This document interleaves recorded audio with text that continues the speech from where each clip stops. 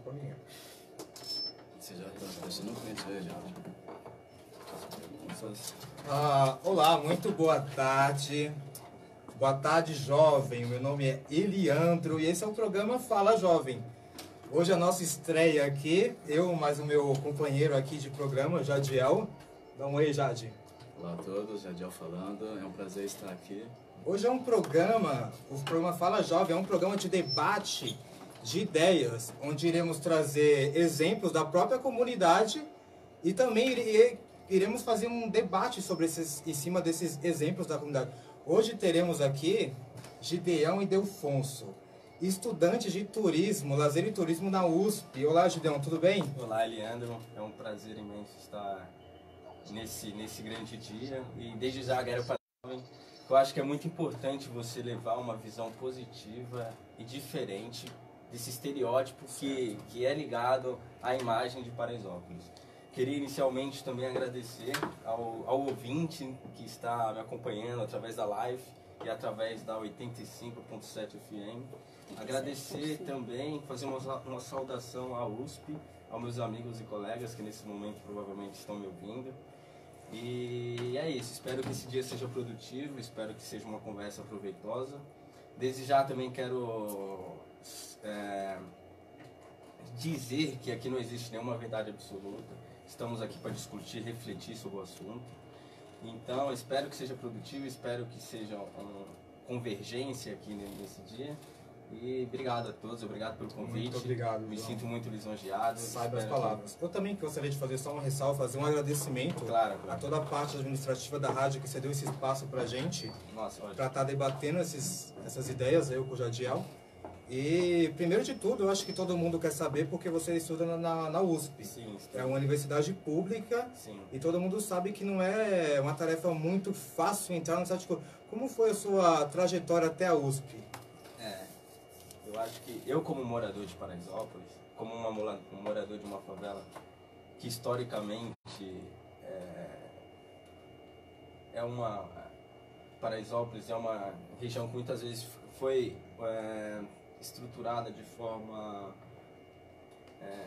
quando se diz a imagem de Paraisópolis em relação ao sistema educacional de Paraisópolis, você tem uma grande defasagem, né? Eu durante um certo tempo, eu estudei, o meu período de ensino, ele foi em escola pública. Eu estudei na escola Maria Zilda Gamanatel até a 8ª série.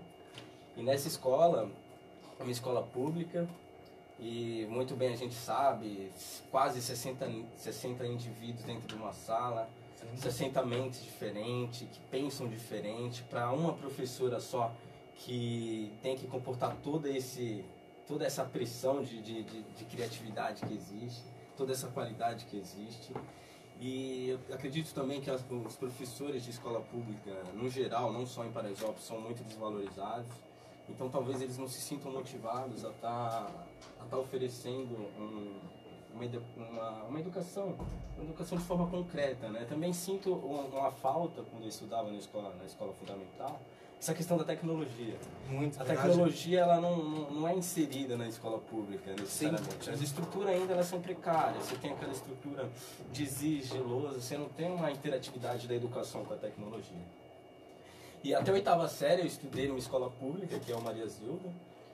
E eu seria hipócrita em dizer que eu não aprendi lá, aprendi muito e valorizo muito a passagem que eu tive lá no Maria Zilda, como ser humano, como indivíduo, como entendedor de uma realidade. Sim.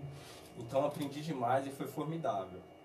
Mas aí a partir do meu ensino médio, eu estudei numa escola particular, que é o seguinte, existia uma interação entre empresas, o Porto Seguros, que era o Dr. Jaime, com a Associação Crescer Sempre, e eles se uniram para poder oferecer uma estrutura educacional paralela às escolas particulares. Então eu entrava eu estudava 10 horas por dia na Crescer Sempre, entrava às 7 da manhã e saía às 5 da tarde. A gente tinha um ensino muito disciplinado, um ensino muito rígido, digamos assim, porque se você reprovasse, você era expulso da escola. Então eu aprendi muito essa disciplina nessa escola, a organização, ganhei um conhecimento formidável. Eu costumo dizer que eu saí do Maria Zilda não desmerecendo a Maniazil, talvez existe uma má motivação da minha parte também em estudar na época, mas eu saí do Maniazil, eu não sabia a diferenciação entre mas e mais na língua portuguesa. Então, eu era muito defasado, né? Eu tinha um ganho de conhecimento muito precário, Sim, né? sim. Então eu adquiri muito isso. E a Crescer Sempre foi muito importante na minha vida nesse sentido. A Crescer Sempre foi uma porta que eu fizesse que eu sonhasse, né? Que eu buscasse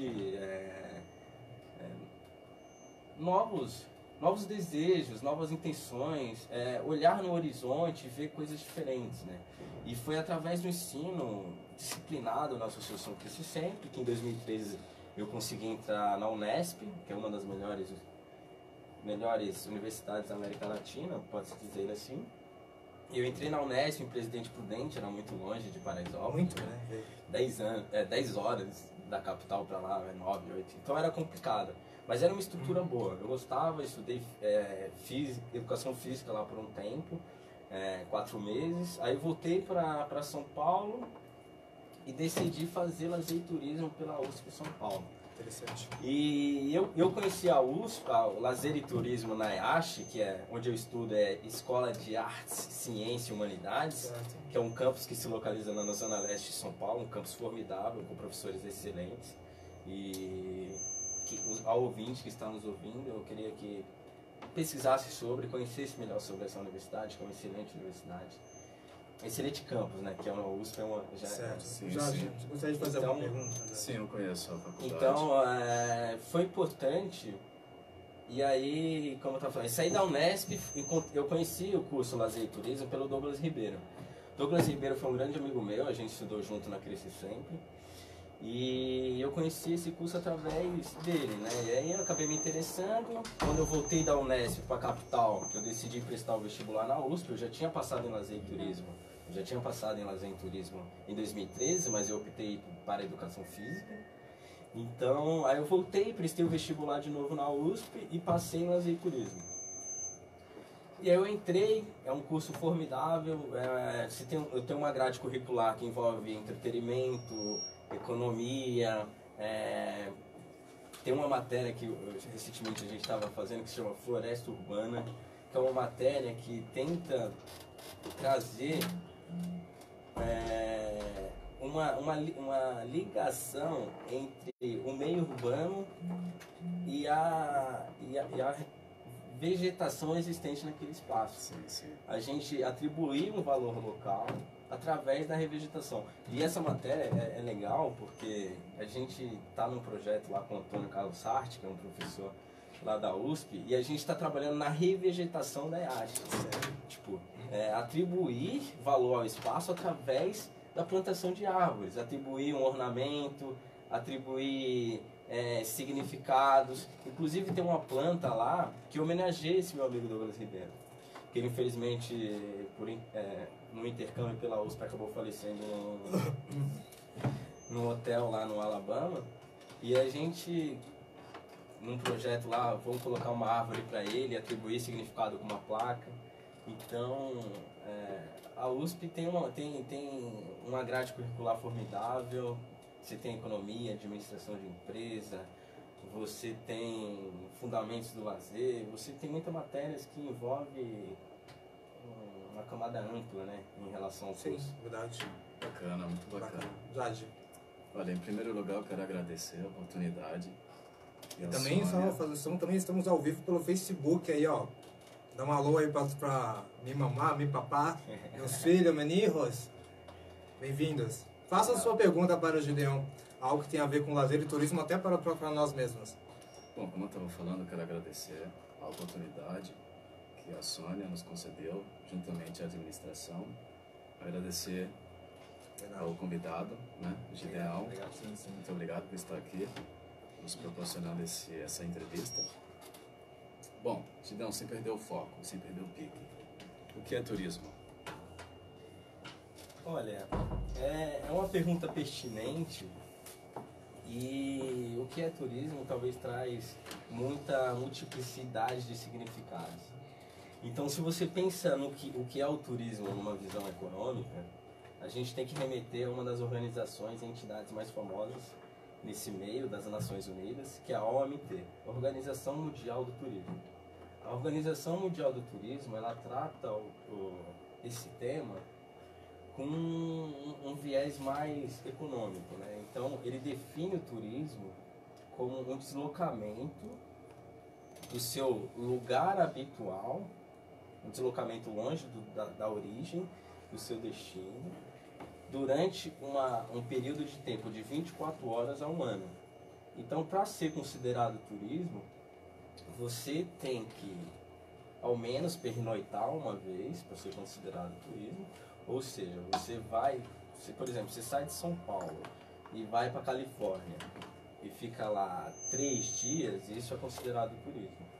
Se você sai de São Paulo e vai para o Rio de Janeiro e fica mais de 24 horas, você já pode se enquadrar em turismo. Enquanto que você só fica menos de um dia, você já é considerado excursionista, né? Então, o turismo nesse viés econômico, ele necessariamente tem essa transpor barreiras, né, de caminhos. Então, necessariamente você tem que sair do seu ponto de origem para um ponto de destino e voltar para o ponto de origem, né? Mas eu gosto também da definição que compreende o turismo num aspecto mais social, né? Eu gosto de um escritor francês, que ele se chama Marcel Proust, e ele trata o turismo como, abre aspas, a verdadeira viagem de descoberta não consiste em ver novas paisagens, mas em ver com novos olhos. Certo. Então eu acredito que o turismo é uma ferramenta também de transformação pessoal. Você se desloca, encontra pessoas e a partir disso você muda as suas convicções, você muda o seu olhar sobre a sociedade e você volta diferente. Eu acho que é aí que está o barato do turismo. É você conhecer, se conectar com outras pessoas e voltar diferente, né? Não necessariamente é só um deslocamento, entendeu? Você tem muito mais. Você tem o prazer de estar no local, você tem o prazer de conhecer uma cultura nova, você tem o prazer de conhecer um patrimônio novo. O turismo também ele é contemplação. Ele só não pode ser entendido como um viés econômico. Você tem um viés social muito importante. Então, né, voltando um pouco nessa questão econômica, o turismo também é importante porque é um gerador de receitas, né? Os turistas ele vêm ao nosso país, deixam dólares, deixam euros, deixam uma quantia que acaba corroborando para o nosso produto interno bruto, né? Que é aí dita o crescimento econômico do país. Então, o turismo hoje ele se tornou-se, seja lá qual for o motivo, seja ele de férias, lazer, fuga da realidade, uma coisa essencial na vida das pessoas em nossa sociedade. Hoje, por exemplo, você tem o turismo espacial. Claro que você pagando milhões de dólares, você consegue sair da atmosfera, né? Mas, então, o turismo é algo gostoso, é algo vibrante e é algo que tem que ser entendido, né? Então, acho que é mais ou menos isso. O turismo ele propicia essa libertação do estresse, essa fuga do cotidiano. Então eu gosto mais dessa significação do turismo. O turismo como formador de transformação social e de imagem, né? Entendi. Que é essa a questão. Visando, já que o assunto realmente agora virou turismo, uma das propostas do turismo, vamos colocar assim, turismo em Paraisópolis, por exemplo. Geralmente quem vem a turismo vem conhecer costumes ou tradições. Na sua opinião, que tipo de tradição ou costumes eles vão encontrar em Paraisópolis, por exemplo? Olha, uma pergunta pertinente, mas eu costumo dizer que é acima dos costumes. O turista que vem a Paraisópolis, ele busca atrativos culturais e não necessariamente, desculpe, entender o costume, porque não somos pessoas exóticas, somos pessoas comuns que trabalham, que vivem, que acorda às 5 horas da manhã e vai para sua labuta. São pessoas normais. Então, eu acho que essa coisa do turista vir para analisar o nosso costume, isso é muito fetichização, é uma invasão, né? Sim. O que eu costumo dizer é que o turista ele vem para estudar Paraisópolis. Porque Paraisópolis é um ambiente conhecido mundialmente. Onde você vai, você se escuta Paraisópolis. Eu até recentemente, no metrô Faria Lima, encontrei um londrino lá, nem sei muito falar inglês, mas acabando na criatividade eu falei com ele, e ele conhecia Paraisópolis, o cara de Londres. Então Paraisópolis ele é mundialmente conhecido. Mas Paraisópolis tem que ser visto de uma visão diferente. Aqui existem atrativos culturais muito importantes. Você tem, por exemplo, o Seu Estevão, que é o considerado Gaudí brasileiro. Verdade. E, porra, O próprio Berbela também, não é? Então, tipo, ele atribuiu um valor à sua casa, construindo através de instrumentos, pratos, utensílios que ele compra, e transformou em arte. O espaço dele transformou em arte. Então o turista, eu acho que ele vem buscar isso, ele vem buscar uma nova imagem de Paraisópolis. Talvez ele venha com um pensamento, eu quero entender o costume, eu quero um pensamento mais aventureiro. Mas não necessariamente. O turismo ele tem que ser exercido aqui em Paraisópolis de uma forma que possibilite mudar a imagem. Porque aqui se tem cultura, aqui se tem educação, se tem pessoas que buscam ascensão social. E temos o balé de Paraisópolis, temos o Berbela, que atribui um valor à sucata e utiliza a sucata para transformar em arte. Aquele utensílio que aparentemente seria descartado no meio urbano se transformou em arte. Então ele atribui um valor a algo que poderia ser descartado. Você entrou em um assunto que realmente me chama a atenção, que foi o fato seguinte. Eu geralmente, quando eu estou fora de Paraisópolis, quando alguém me pergunta onde eu moro, a pergunta sempre vem essa: aonde você mora? Eu moro em Paraisópolis. E sempre a primeira coisa que eles atribuem a Paraisópolis seria ao baile 17. Certo. Eu sei que a gente tem muito, mas não sei se o próprio baile poderia se considerar como lazer. Na sua forma de vista, ele pode ser considerado como lazer? Já aproveitando a pergunta, em cima dessa pergunta, e o que é lazer? Legal. Então, posso começar primeiro respondendo a pergunta dele? Eu acho que seria melhor. Quando você fala sobre o que é lazer, primeiramente eu quero fugir um pouco do significado que atribui a esse tema. Eu penso que o lazer ele é um direito social e as pessoas não entendem isso.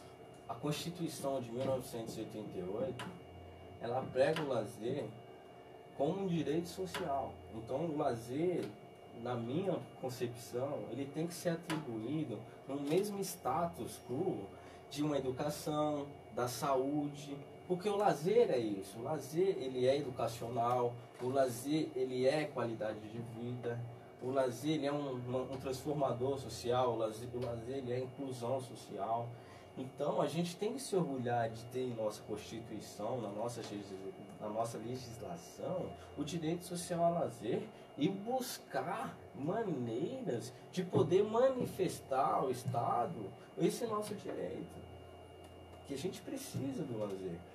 Então a gente tem que se orgulhar porque alguns estados, por exemplo, como os Estados Unidos, ele tem uma legislação, por exemplo, que prega a posse de arma. A gente tem uma legislação que pega a posse do lazer. Então eu prefiro muito mais ser valorizado por isso, pela posse do lazer, do que propriamente dito por outros fatores. Então agora, buscando entrar em uma significação mais complexa sobre o lazer, mais organizada, porque no senso comum, o lazer deriva de uma escolha pessoal, da busca do prazer. O lazer ele pode ser entendido como um prazer, como uma libertação das responsabilidades sociais, porque a gente é pressionado cotidianamente direto, né? A gente é obrigado a todo momento. Você tem que trabalhar, você tem que estudar, você tem que cuidar da sua casa, você tem que chegar e lavar a louça. Isso eu digo mais em relação às nossas mães, por exemplo. Que sai do trabalho, chega em casa, tem que arrumar a casa, tem que cuidar do marido, tem que cuidar dos filhos. Então somos obrigados a todo momento. Então essa oposição do lazer ao trabalho, ela existe. Quando você não trabalha, você tem oportunidade de lazer. Mas além disso, além do trabalho, a gente tem várias responsabilidades. Tem várias pressões sociais que a gente tem que lidar com isso. E às vezes dificulta essa prática do lazer. Então, não sei se como eu diria que o funk sim é um lazer. Porque as pessoas buscam no baile funk uma forma de fugir dessa pressão social. Dessa pressão que força esses indivíduos a se tornarem mão de obra. E eles querem se divertir, eles querem o prazer, e tem todo o direito, entendeu? Por exemplo, Paraisópolis, ele é estruturado para moradia e comércio. Então, cada espaço é destinado, ou você tem moradia, ou você tem comércio para suprir as necessidades dos moradores. Então, falta espaço para equipamentos de lazer. E isso acarreta na absorção de novas maneiras de pensamento do lazer. Por isso que você hoje em dia vê o funk é totalmente em ruas, porque não existe espaço para o lazer. Então as pessoas se apropriam de espaço para poder ter um prazer, para poder se divertir. Para poder ter o lazer. Certo. E assim, então respondendo essa pergunta, eu considero sim o funk um lazer, porque é uma maneira de fugir da realidade e buscar prazer, certo? Que uma forma de do senso comum isso existe. Mas eu gostaria também de citar uma maneira mais organizada, mais acadêmica referente ao lazer.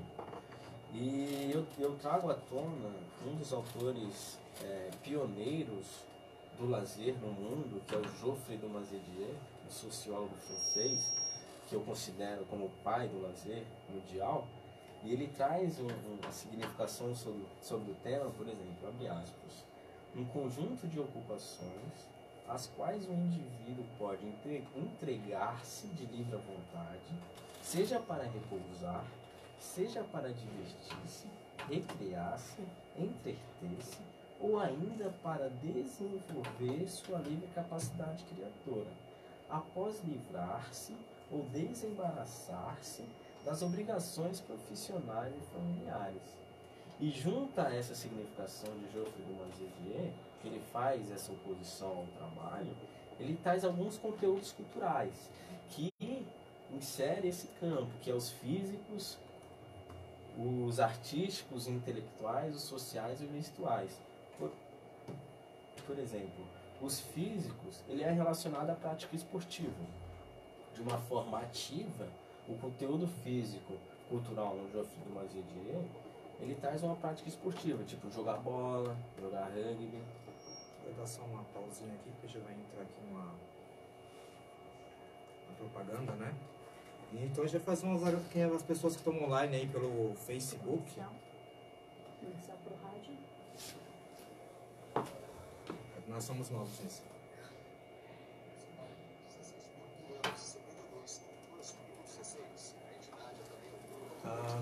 Temos pessoas online, vamos fazer aqui o Jonathan, nosso primo que não mora... Jabaquara. Jonathan, um abração, primão. Tá lá ouvindo a gente também. A Miriam, irmã do Jajel, mandou uns abraços pra gente também. Bom, obrigado. A minha mamá também, mandou um abraço. Mama! A família tá assistindo. Que ótimo, eu agradeço aí, ó. Até tem seus companheiros da faculdade também estão vendo já. Pô, Tidão.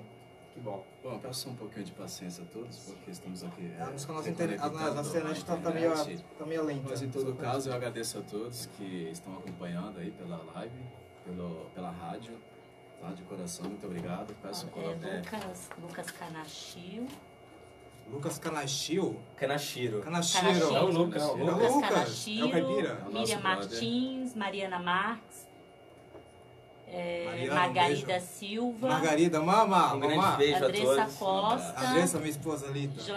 Jonathan Cruz. Jonathan, nosso primo. Gideon. Gideon. Edson Dias. Luzia Rosa. Danilo Barreto. Um abraço, gente. Um abraço Obrigado a todos. por estar acompanhando. Continue com a gente aí, por favor. Não fujam. Beijo, Gide. Beijo, Gide. Mandando aqui, Miriam Martins. Beijo, Gide. E aí, eu continuo falando sobre os conteúdos culturais. Seria bom, né, finalizar? Sim, continua. Até porque quem tá ouvindo a gente ali, né? Sim. Bom, só lembrando a galera, não é, Eliandro? Você pode voltar lá também. Tá. Tem galerinha que estão acompanhando aí pela live, pode mandar perguntas, dúvidas. Por gentileza, a gente agradece muito. Por favor, a gente está aqui no aguardo. Qualquer coisinha, manda aqui pra gente. Bom, estamos de volta aqui na frequência da rádio 87,5 aqui, continuando o bate-papo com o Gideão e Delfonso aqui. O papo hoje é sobre lazer e turismo. Então, vamos lá, continuamos, Gideão. Então, eu estava falando sobre os conteúdos culturais referentes ao lazer e turismo. Entendi. E eu parei nos conteúdos culturais físicos, né? Que é entendido por Geoffrey de Monzedier como conteúdo social ligado à força física, né, propriamente dito. Então, a gente tem o esporte, o rugby, como uma prática que é vinculada a esse tema. Temos também o conteúdo cultural artístico, que é mais ligado às sensações, às emoções que a arte acaba trazendo no seu ser, ao indivíduo. Um exemplo é, por exemplo, você vai no MASP, por exemplo, você vê lá uma Tarsila do Amaral, por exemplo, retirantes. Então aquela imagem, aquele fator ativo da sua presença estar ali no MASP, faz com que aquele quadro remeta uma emoção a você, uma nostalgia, uma referência histórica. Então o conteúdo cultural artístico do lazer tem essa intenção de remeter a sensações, remeter a emoções, né?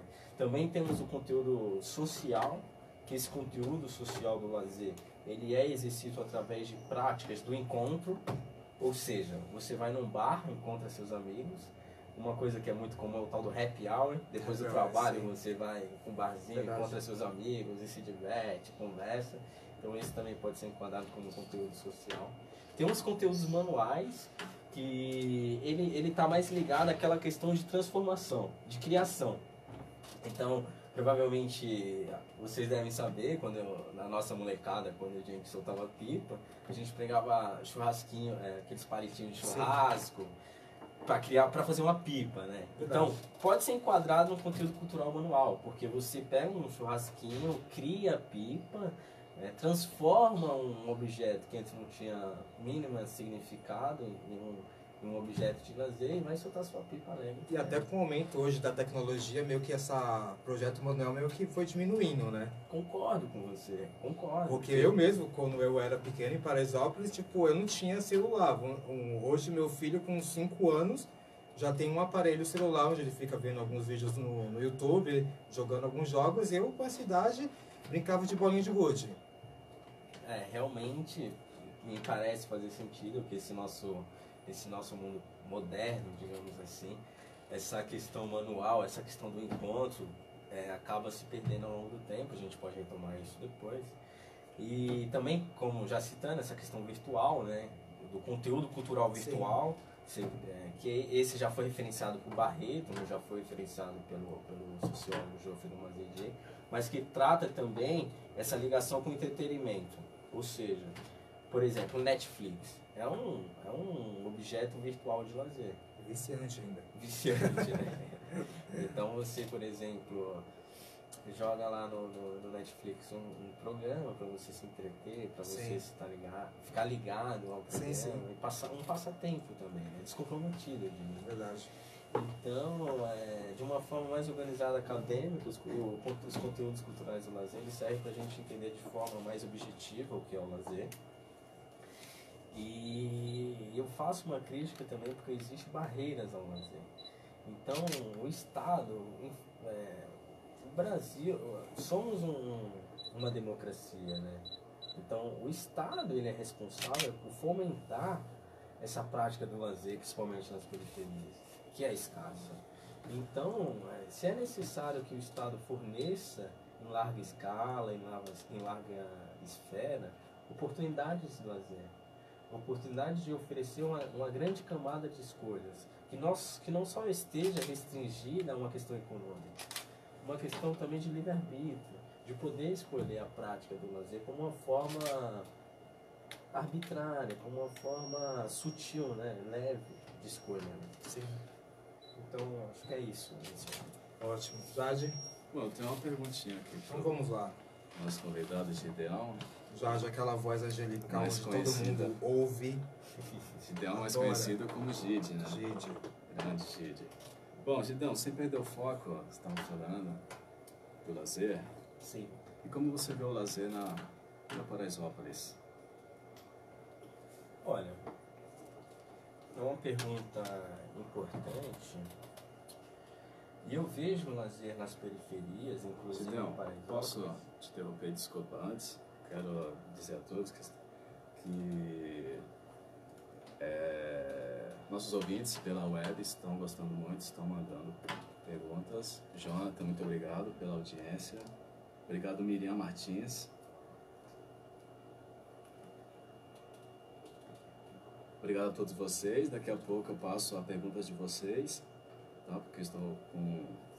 a internet está um pouquinho lenta, mas daqui a pouco eu passo para você a pergunta, mas sim, perdeu o foco, pode continuar. Qual foi a sua pergunta mesmo? Como você vê o lazer? Como que eu vejo o lazer em Paraisópolis? Sim. Olha, geralmente em favelas, você tem o lazer como um salto criativo. Então, geralmente em periferias, a gente tem aquela coisa de equipamentos escassos. Equipamentos escassos eu digo em relação, porque aqui você tem 100 mil habitantes. Então, existem equipamentos de lazer, claro, você tem um Palmeirinha, você tem um Céu Paraisópolis, mas que não comporta toda a demanda, comporta alguns setores, né? Então, o lazer na periferia, principalmente, é um salto criativo. É bem comum você escutar que a gente joga bola na rua, brinca na rua. Então, meio que o lazer na periferia é um salto criativo. A gente se reinventa, se reformula, mas não deixa de ter um lazer. A gente sempre procura buscar novas maneiras de se divertir, né? Esse é o barato. Exatamente, porque, como eu disse antigamente, mas meio que acho que esse lazer acabou mudando mesmo. A era tecnológica está acima disso, né? Sim. Porque é raro, eu falo isso mesmo, é raro ver crianças hoje em dia brincando na rua como antigamente. Então acho que a tecnologia estava aí para isso, né? Talvez seja uma questão tecnológica, mas talvez seja mais um receio dos pais também. Verdade. Talvez os pais eles ficam meio, não vou deixar meu filho sair na rua, que é perigoso. Tem uma proteção exagerada dos pais também. Algo que a gente eu acho que não teve muito. A gente teve um olhar dos pais, olha, não faz isso, filho, se controla e tal, mas a gente tinha uma certa liberdade. E na nossa época também a população em Paraisópolis era menor. Então não existia uma questão demográfica muito alta. Então a gente tinha mais espaço para lazer, a gente tinha mais momento de diversão, tinha menos crianças, menos jovens. Então a gente conseguia convergir direto. Mas claro que esse ponto é importante da questão virtual. E tem um autor polonês, o Zygmunt Bauman, que ele trata sobre a relação líquida. Que hoje a sociedade está numa relação muito líquida, né? Se tem um distanciamento entre as pessoas, o encontro ele se perdeu, o toque ele se perdeu. Então, infelizmente, essa questão virtual tem reforçado isso, essa distância, essa relação social em bolhas. Mas eu creio que a nossa geração ainda tem um pouco dessa distanciação. A gente ainda gosta de brincar na rua. Enquanto nossos filhos eles estão confinados nesse... Então parte também de uma educação dos próprios pais. Exatamente. Educar para o lazer de uma forma, como você mesmo disse, mais manual do que virtual. Não que a questão virtual tenha que ser deixado de lado, porque ela é importante, ela faz parte. Mas que as nossas relações não fiquem só restringidas a uma relação virtual, a uma conexão propriamente dita pelas redes, né? Que é isso que a gente quer tentar mudar um pouco. A relação ela tem que ser mais sólida e menos líquida, né? Essa é a questão. Bom, uma coisa que realmente até faz sentido, porque pelo fato de eu... A minha infância que eu tive, realmente, essa liberdade que eu tive, eu não daria aos meus filhos. Porque eu mesmo não... É uma insegurança bastante notável mesmo. Mas Então, você não acha que é uma preocupação exagerada? Eu creio que não. Por a gente nascer em Paraisópolis, então a gente sabe como é que realmente o mundo é lá fora. Mas você se sente seguro em Paraisópolis? Sim, só que é o Por que seguinte... seu filho não pode se sentir seguro? Então, como você mesmo já te dado aquele exemplo como o Paraisópolis cresceu muito geograficamente. Certo. Então, de alguma maneira, hoje entra muito mais pessoas, até com o próprio... Através do bairro 17, através de pelos próprios comerciais aqui dentro, acaba entrando meio que uma população que a gente não sabe de onde vem. Certo. Então acho que meio rola uma preocupação por conta disso. Certo. E partindo um pouco, tentando interagir mais sobre a pergunta do Jade, como eu considero o lazer em Paraisópolis, eu também considero o lazer como uma transformação social, como eu já disse.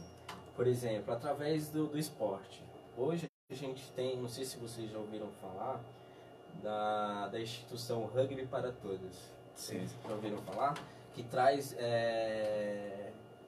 a busca da prática esportiva, que é o rugby, com a intenção de favorecer a busca de direitos, valores como disciplina, organização.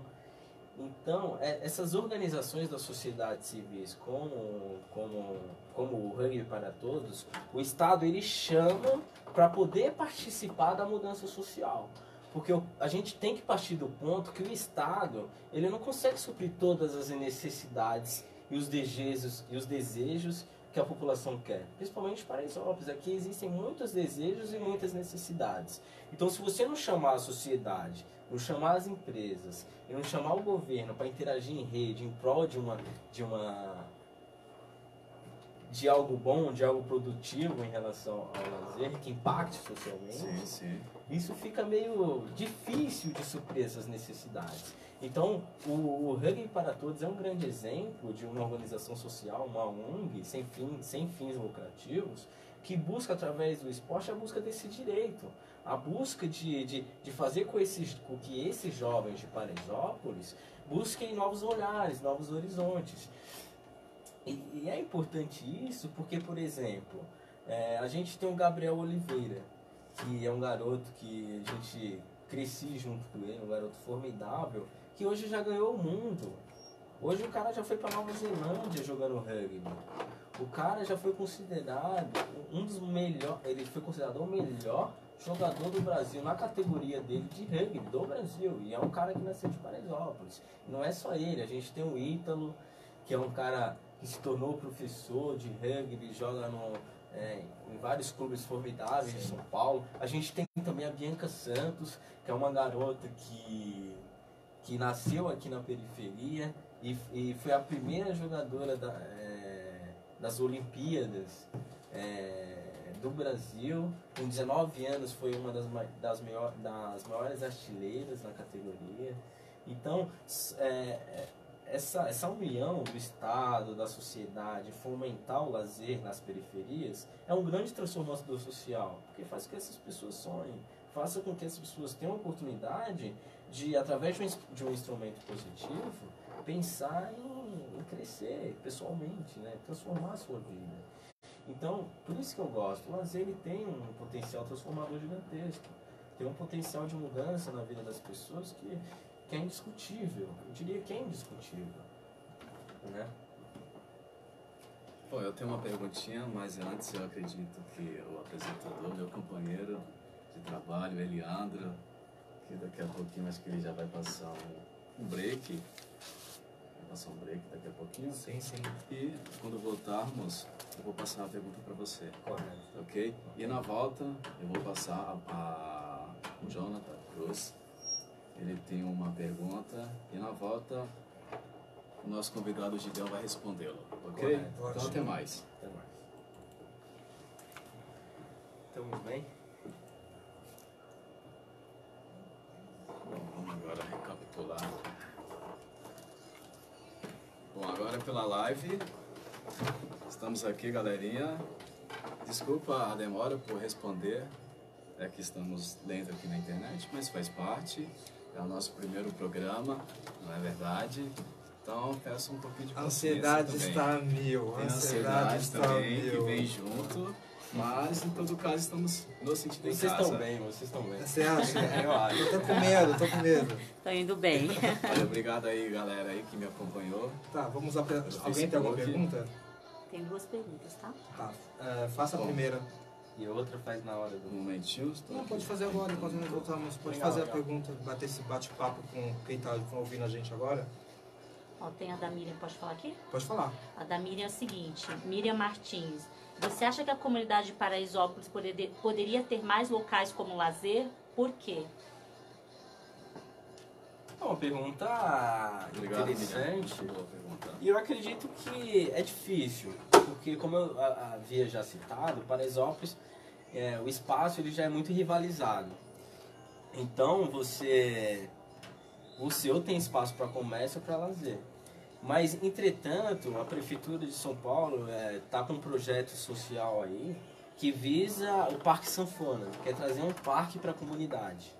Então acho que seria muito importante esse tipo de equipamento de lazer, porque aproximaria as pessoas, o encontro, né? Inclusive eles poderiam até fazer melhorias já no que já temos hoje em Sim, dia, porque né? se Paraisópolis, com 100 mil habitantes, tivesse um parque, seria muito formidável. Muito melhor. As pessoas... Só uma pequena correção, que na verdade tem o Parque Paraisópolis e tem o Parque Sanfona, na verdade o projeto dele ele foi reformulado para moradia agora. Ah, tá. Então já não tem mais o Não, Parque mas de Sanfona. qualquer forma tem o parque que é o Parque Paraisópolis. Que vai ser lá no mesmo lugar? Não, é outro espaço. Outro espaço.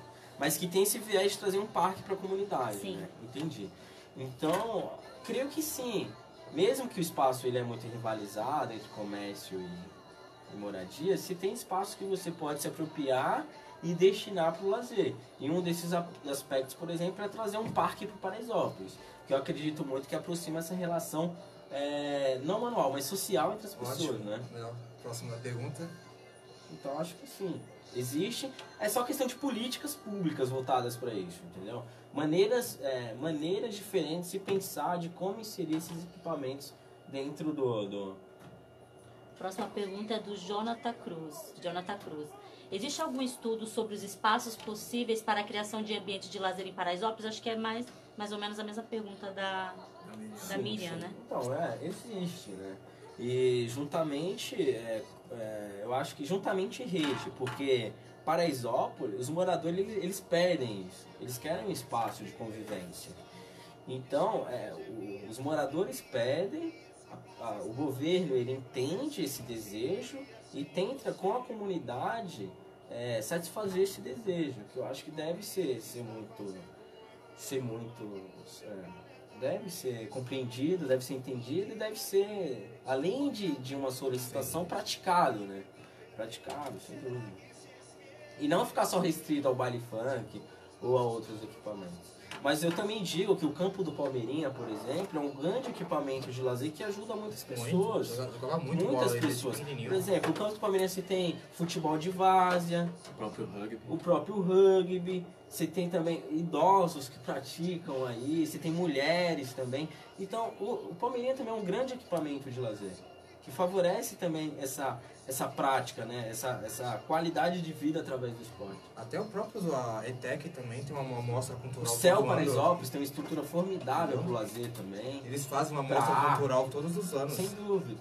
É porque, tipo, a demanda é muito alta. Você tem 100 mil habitantes, é muito desejo. Sim, sim. Então é difícil também você suprir, ofertar esse desejo. Então, entendeu? Paraisópolis evoluiu muito. Se você compara, por exemplo, com Santa Marta, com o Complexo do Alemão, aqui está muito evoluído. Aqui a gente tem 4 mil comércios, a gente tem 8 mil... aliás, tem 4 bancos, tem 8 mil comércios, a gente tem uma economia muito forte.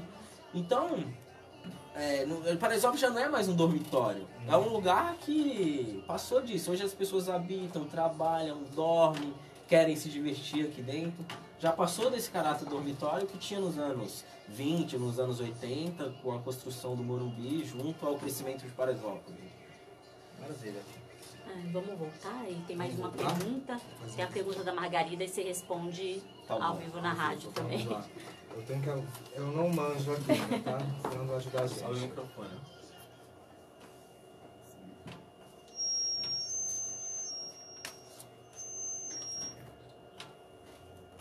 Olá, ouvinte. Voltamos aqui com o nosso bate-papo com Gideão Ildefonso, estudante de lazer e turismo. Vamos lá, Gideão. Acho que o nosso amigo Jadiel vai nos fazer mais uma pergunta. Sim, uma perguntinha. E a pergunta é o seguinte. Em relação ao turismo, voltando um pouquinho, só para deixar bem claro, quando começou a ser introduzido em favelas, veja bem, quando que começou a ser introduzido em favelas e quais os impactos negativos e positivos que você tem a dizer sobre isso? Certo. Então, você quer entender quando surgiu o turismo, acho que falhou. Não estou escutando.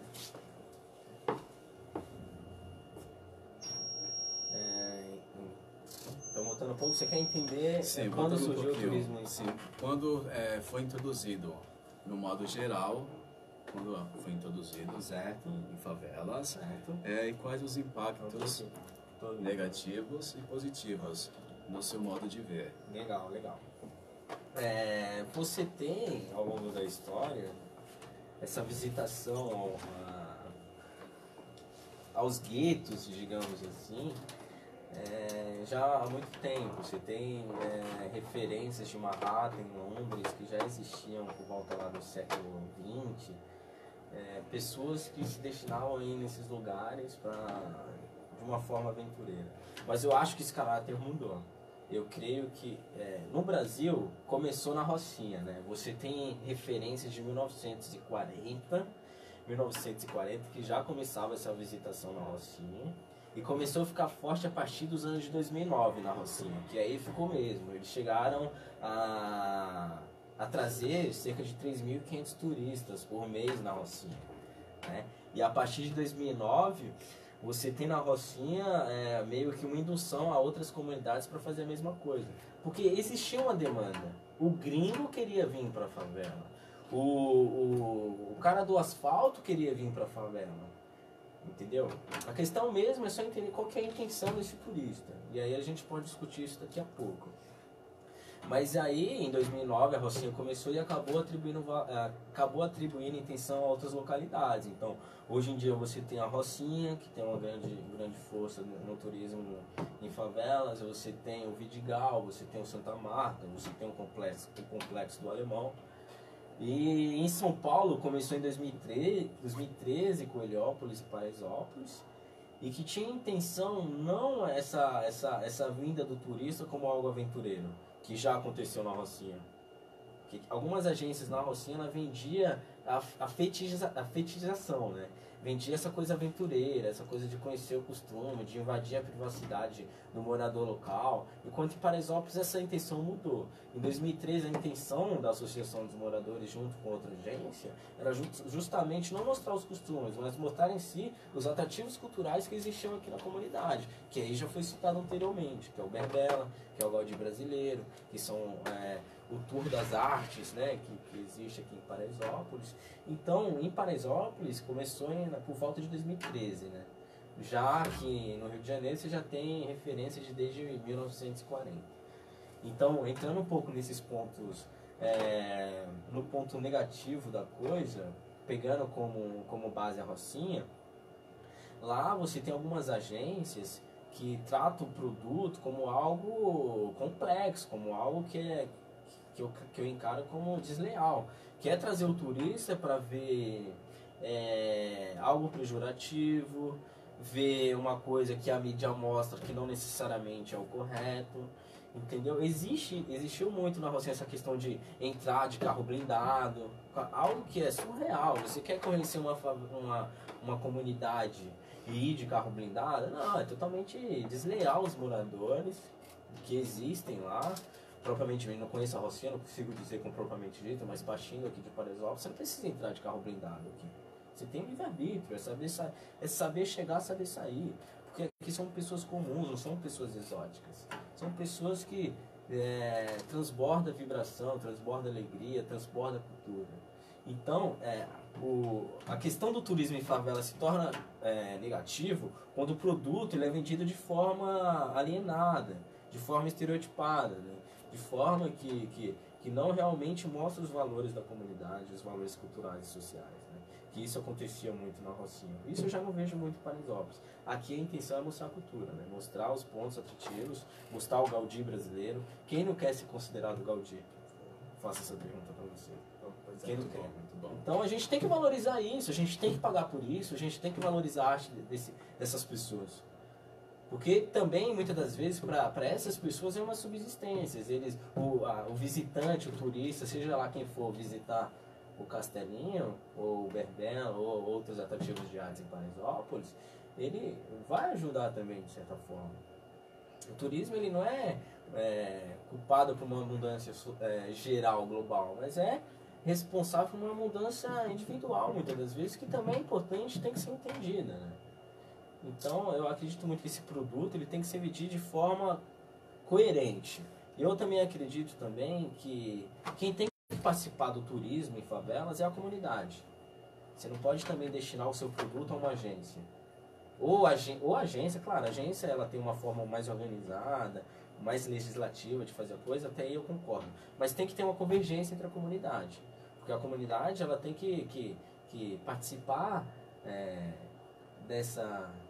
desse tema, né? Falar, ó, quais são meus desejos, quais são minhas necessidades, o que você tem que mostrar realmente, qual é a realidade daqui. Então o turismo na favela ele tem que ser participativo, ele tem que ser comunitário, tem que ser junto com os moradores, não pode ser destinado a simplesmente, deixa que a agência cuida de tudo.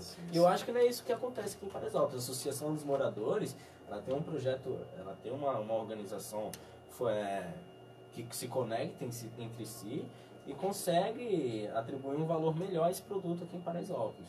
Hoje a gente tem, além do Berbere e do Gaudí, você tem a Horta na Laje, que está bem famoso e foi feito por uma mulher aqui em Paraisópolis, Elisandra, né? Então, é o que eu digo, tem que ser produzido pela comunidade. Você não pode vender esse produto de uma forma generalizada e arbitrária, né? Penso dessa forma. Bom, a Margarida tem uma pergunta, né? A Margarida Silva. O que os moradores da comunidade podem fazer para melhorar Paraisópolis? Pergunta pertinente, né? Um pouco. O que os moradores podem fazer para melhorar Paraisópolis? Acho que é um pouco em aspectos gerais, né? Eu creio que ao longo do tempo as pessoas já fizeram. Paraisópolis hoje tem 8 mil comércios por conta desse morador, né? Que aqui, porque aqui existe um consumidor formidável, que pessoas consomem muito e consomem aqui dentro, né?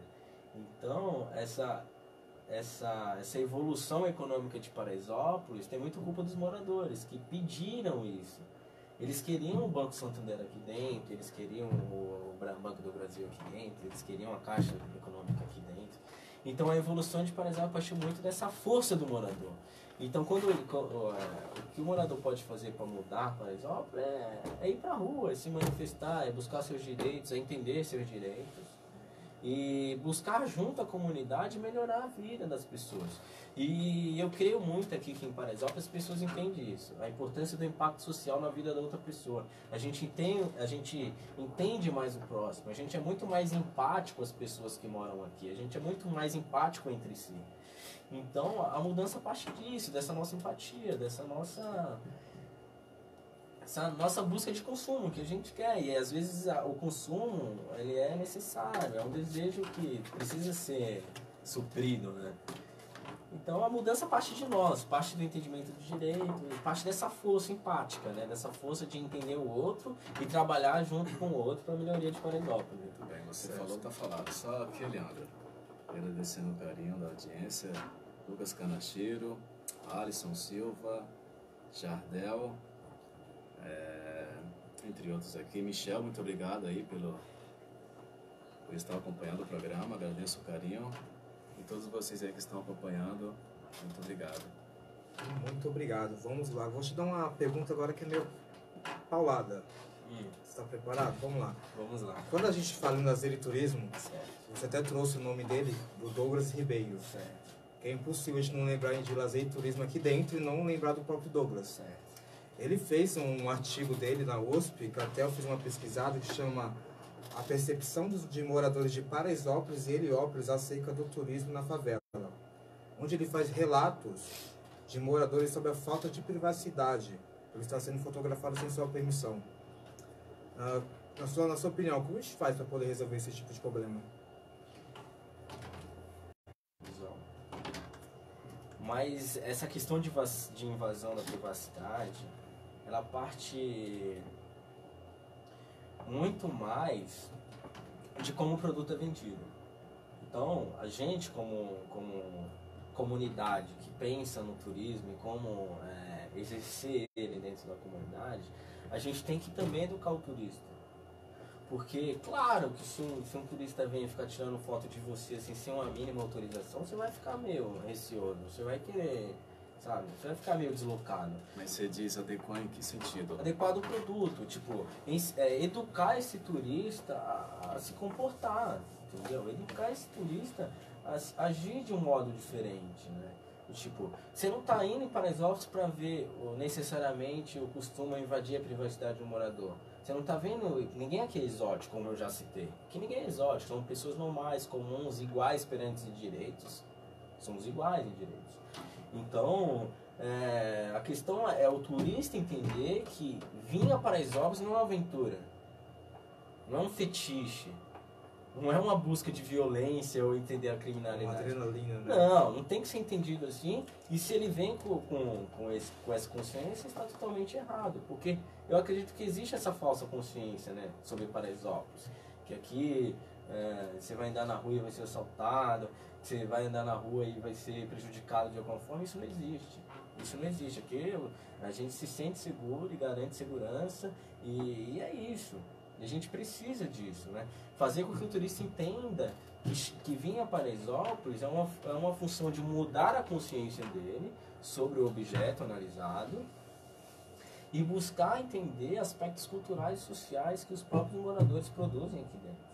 Você não tem que vir aqui, como eu já disse, entender os costumes ou invadir a privacidade, porque ninguém gosta disso. Um grande exemplo, por exemplo, é em Veneza, na Itália, que existe um turismo massificado naquela região, que invade a privacidade dos moradores locais, eles não se sentem, por conta que existe uma grande massa de turistas nesse local, eles se sentem meio constrangidos e estão tendo repulsa. Os moradores locais de Veneza já estão saindo, buscando outros lugares, porque o turista está atrapalhando. O que eles chamam de turismofobia. É mais voltado ao turismo de massa, né, excessivo. O turismofobia é mais uma aversão ao turista, né, em massa que vem a esses locais. Certo. Né? Então é o que eu digo, é a consciência do turista, tem que mudar e parte do produto vendido. Se você vende um produto que ele é destinado a essa coisa aventureira de buscar, entender a criminalidade, a violência, isso é totalmente uma furada. Você tem que vir a Paraisópolis entender o que realmente é. Somos moradores comuns. Claro que tem essa questão da desigualdade que é clara. Esse contraste entre Morumbi e Paraisópolis, ele é nítido. Isso você encontra. Mas a gente tem que trabalhar o turismo de uma forma que busque trazer uma relação de convergência entre a elite e entre as pessoas que aqui moram. Porque são pessoas iguais, né? O pobre, assim, digo financeiramente, né? Não culturalmente, mas o pobre está de braços abertos ao rico. E eles também têm que estar de braços abertos para que a gente cresça junto, né? Esse que é o barato, né? Então, parte muito dessa consciência. O Douglas ele está correto, existe sim essa invasão de privacidade, mas a gente tem que trabalhar o produto de forma correta. Eu vejo que parte mais de como o produto é vendido, de ensinar o turista, né? Ensinar o turista a se comportar, porque é foda, porque é complicado. Desculpa, complicado. Fique à vontade, isso é excelente. Bom, alguma outra pergunta? Bom, a nossa... Tem o comentário do Antônio Carlos Sati, que é seu professor, né? Ele é meu professor. Ele falou: quero cumprimentar meu aluno pela firmeza, clareza, correção de conceitos e comentários. E aí ele agrega aqui, complementa, os exemplos dados demonstram a maturidade que já alcançou no domínio da literatura e dos estudos. Nos orgulha. Obrigado, professor. Obrigado, professor. Obrigado. Estou lisonjeado com isso.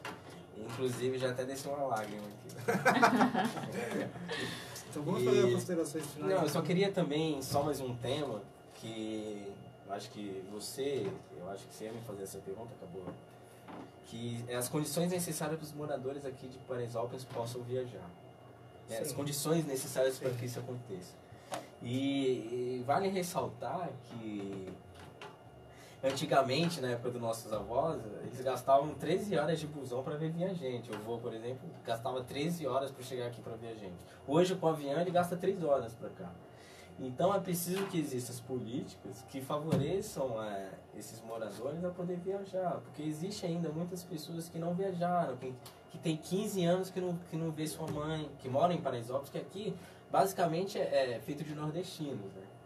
Paraisópolis e Morumbi foi estruturado por nordestinos. Quem construiu Paraisópolis basicamente foi nordestinos. Ou quem construiu Paraisópolis, sim. Quem construiu Morumbi também foi nordestino. Então, falta políticas que vise essa camada mais desfavorecida economicamente a poder viajar, né? Poder encontrar seus povos antigos. E eu creio que algumas barreiras para que isso não aconteça são as condições financeiras. A passagem aérea hoje em dia é muito caro, o combustível da aviação, que é o diesel, ele ainda é muito caro, então a gente precisa pensar em formas renováveis de combustível, porque isso vai acabar acarretando num preço menor na passagem. A gente também tem a questão que barra a ida desses moradores, que é a disponibilidade de tempo. Às vezes o morador local aqui, ele quer viajar, mas não tem tempo. Às vezes, sabe, você só pode viajar nas férias, então o tempo é um problema para o morador aqui. É verdade. E às vezes você tem condições físicas, às vezes você não tem condições físicas de viajar. Às vezes o cara, ele é especial, ele não tem sabe, não tem uma estrutura física, então tem que também haver políticas que favoreçam a esses indivíduos especiais a poder viajar, da estrutura, da rampa de acesso, da sinalização a pessoas cegas. E às vezes também o que barra as pessoas de Paraisópolis a viajar a estrutura familiar. Às vezes você tem 6, 7 filhos, então a passagem fica muito cara e às vezes é difícil você levar todo mundo para o Nordeste. Às vezes tem essa questão também dos processos burocráticos, que tem que tirar passaporte para viajar. Então, existem algumas barreiras que impedem esses moradores a viajar, que podem ser solucionados com algumas políticas, né? Como, por exemplo, uma coisa que eu digo, que é abrir aviação para mais empresas. Hoje a gente tem algumas específicas, Gol, TAM, Azul, algumas que são bem comuns. Então, abrir essa nossa aviação para outras empresas, para que elas adentrem no nosso mercado e possibilitem essa camada,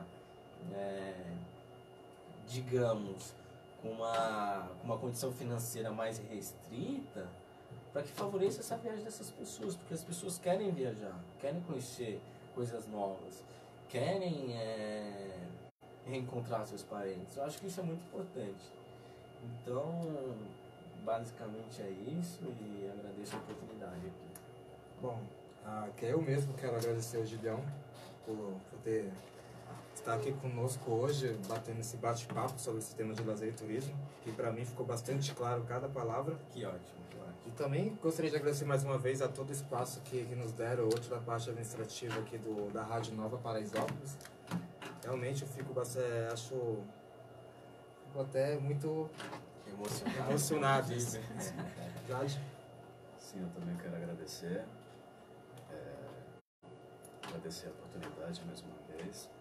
Sônia e toda a administração da rádio. Obrigado aí aos colegas que nos acompanharam aí pela web, pela rádio. Muito obrigado aí. Eu quero só dizer, toda quarta-feira, às 16h40. A gente vai melhorar, tá? A gente vai melhorar. E agradeço, quero mandar também um alô pro meu amigo Seu Joel, muito obrigado. Denise, dentre outros que agora eu não lembro, mas agradeço de modo geral a todos. Muito obrigado, conto com vocês quarta-feira que vem, às 16h40. E passando aqui pro Gideão, que ele quer fazer suas considerações finais. Obrigado, Gideão, nosso convidado. Obrigado pelo convite de vocês. Passo para você a bola. E obrigado pelo convite de vocês, foi um grande prazer aí encontrar. Obrigado pelo convite. Espero que esse programa continue sendo produtivo e continue trazendo jovens aqui que pensem de uma forma positiva, de uma forma diferente sobre a comunidade. E quero agradecer novamente à USP por essa oportunidade, porque esse ganho de conhecimento veio deles também. Então agradeço meus amigos que estão ouvindo, agradeço meus professores e espero que cada vez a gente melhore, evolua e acima de tudo, espero que a gente se divirta, né? Que esse que é o barato da vida. Sim. Muito bom. Obrigado. Muito obrigado. Obrigado a todos. Obrigado a todos. Adeus.